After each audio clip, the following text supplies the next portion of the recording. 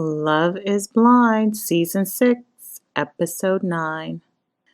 Johnny is in the camera saying day 22 of living with Amy and screams and start running around the house and she's chasing him.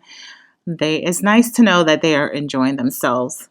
Jimmy and Chelsea. He comes home the next morning. They're in the bedroom talking. He obviously goes over there and gives her a kiss because he knows if he doesn't kiss her or acknowledge her, he's going to hear about it. And then she starts reprimanding him, telling him leaving like that was not nice. But then he's like, you said you were going to leave first. Then she's like, how, just because I said I was clingy, pretty much like you're going to run away. Girl, you're still doing this. You're still doing this. Like, there's not going to be peace in their home if he marries her, because she's always going to find something to pick on, and he's always going to have to reassure her. He turned down the woman that he thought was going to be a little feisty to be with a woman that's going to need constant reassurance and cannot see the part that she plays in him feeling the way he feels.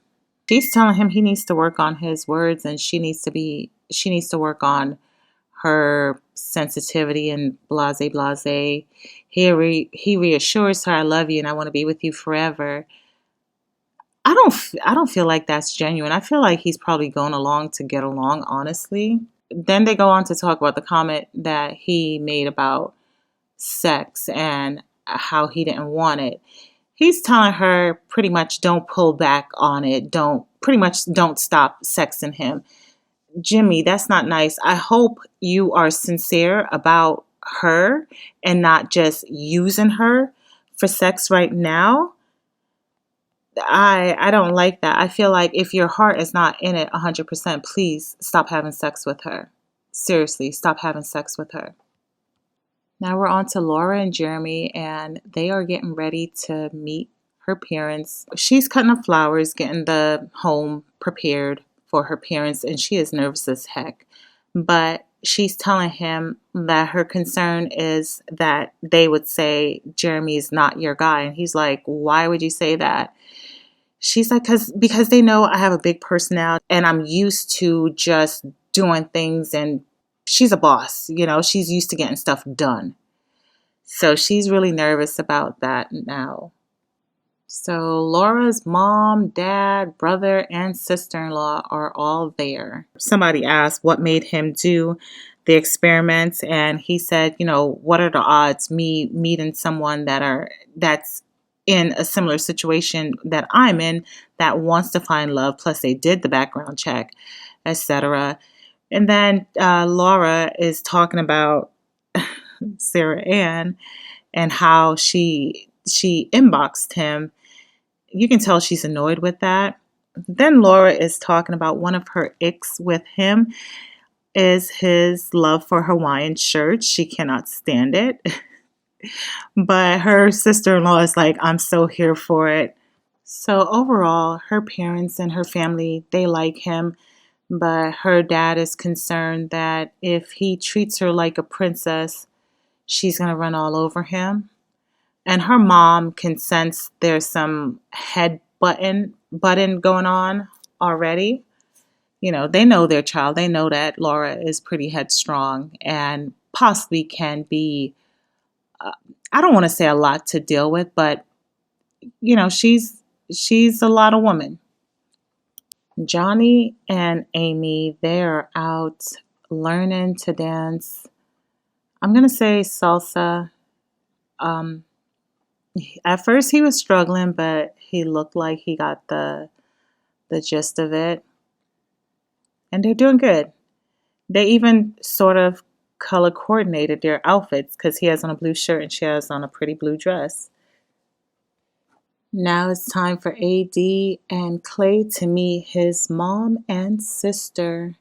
Okay, so far the meeting with the sister and the mom is going good. AD is a little chilly, so the mom took off her scarf and gave it to her to, to cover with. And then she's asking AD certain questions, pertaining to her son. And then AD pretty much starts speaking directly to Clay, saying, I guess he hasn't been coming home, but saying, that's going to be an issue because sometimes I just want you home. We don't even have to talk, but just to spend time. And she hasn't quite gone back to work, so she has more free time because she's a realtor and a VIP club manager. He just went straight back into work, and apparently he doesn't come home, some days. But she has an issue with it, but he's telling her he doesn't see a problem with it. So she's really complaining about the lack of time being spent. Seems like everyone is having this issue except for Amy and Johnny and Laura and Jim and Jeremy. So anyway, she said she's not going to have, she doesn't have it. The issue she have is the lack of time. Yeah. So he's telling her that he's been making accommodations and he feels like, she's not really quite understanding his job, his work. So AD is saying that she has made it clear it's not about the work. She appreciates that he's an entrepreneur and, he's passionate about his work. So he's like, so what's the problem? And she's like, whoa. And then he apologizes right away. And then the mom is like, let me take a sip here. He's getting really frustrated because he feels as if because she's not working right now, she does not understand that he has to work. That's not the point. I feel like I feel like she might be having a little bit of disconnect emotionally with him, and she just wants that reassurance or to be reeled back in, like we're good, like how he made her feel in the pods. Because he reassured her, she reassured him in the pod, so she felt comfortable with him. So she just wants that reassurance again. So the mom is giving them some advice because she's been married for almost 24 years and telling them that there has to be some type of work-life balance. And, AD needs to understand his work schedule and he has to go from location to location. However, Clay, if it's important, you make time. So good advice, but I didn't know there was this tension in this relationship also. So Chelsea and Jimmy are meeting two of Jimmy's closest girlfriends. So far, so good, but I wonder if she's going to have any insecurities about his friends. So his friends asked Chelsea if she's ever lived with anyone before, and she's like, yeah, I was married. One of them said, oh, shit. And then Chelsea goes on to talk about how much she appreciates him, how she feels like she's being heard and he's taking the time out. Girl, whatever. He's walking around on eggshells with you because he's just saying whatever to not make you fly off the handle. And Chelsea's telling them about their arguments and whatnot and how she told him that she's not going to initiate sex anymore. And he's like, babe, I need you not to do that. And one of the girlfriend is like, well, that's one thing he's not going to turn down. Okay, so you're leading with the sex even though I feel like you don't really want her. And you're going to give him the sex because you want him to want you.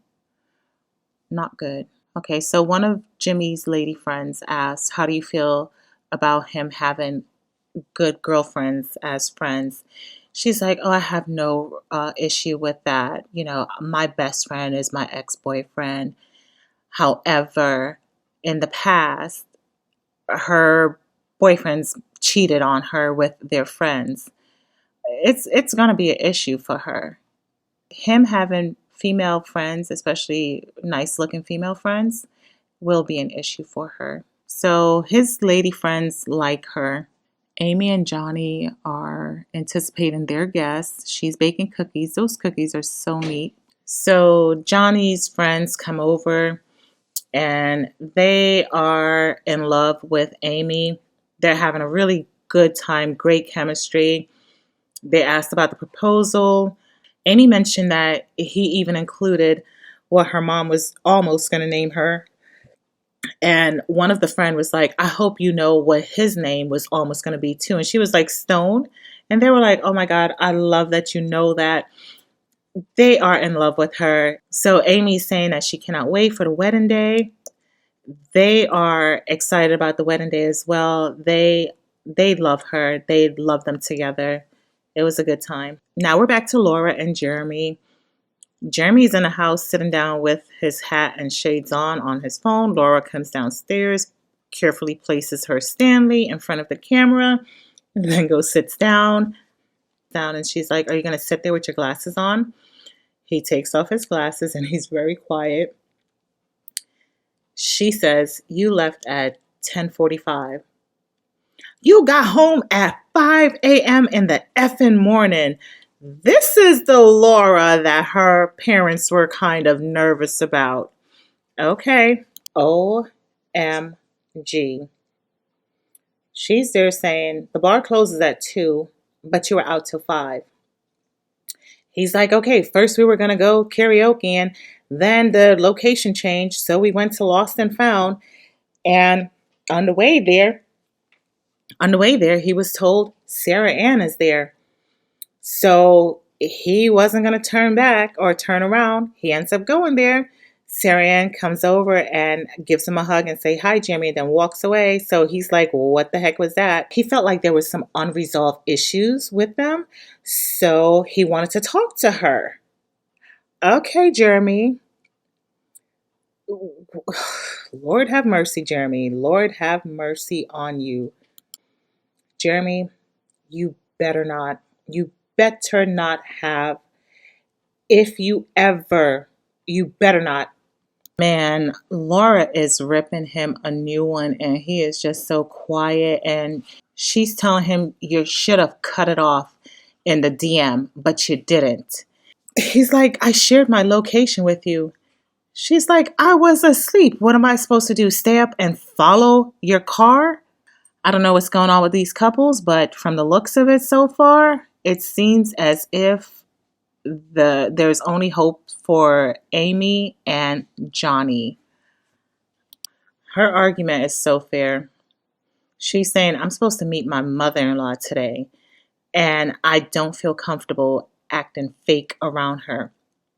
And if when she asked me, why did I choose my wonderful son, how you expect me to respond? Very valid, Laura. Very, very valid. Listen, she loves the F-bomb because that's all she's saying to him. Oh my God. So he's telling her he was in the parking lot. She's like, no, you were not in the parking lot. He said, I parked by the alley. She said, you were not there. You were on the north end, uptown where Sarah Ann lives. Jeremy, did you? Ay, dos míos. No, you didn't. What the hell? If he did go there with Sarah Ann, I knew that there was some heavy sexual tension between them. And oh my God, Jeremy, I thought you were a good guy. Oh my God. Oh my God. So she was like, I knew when I woke up this morning at 5 a.m. that you were with Sarah Ann. I knew it. Then she gets up and walks away. She's like, I want out. So there's 2 couples that are out of the 5. And Clay is ticky time bomb. And Chelsea is an emotional roller coaster. Oh, Love is Blind. Where did you get these people from? Because they apparently were not serious on marriage. Well, the preview for the next episode. This season is so damn dramatic. Let me hurry up and watch episode 10.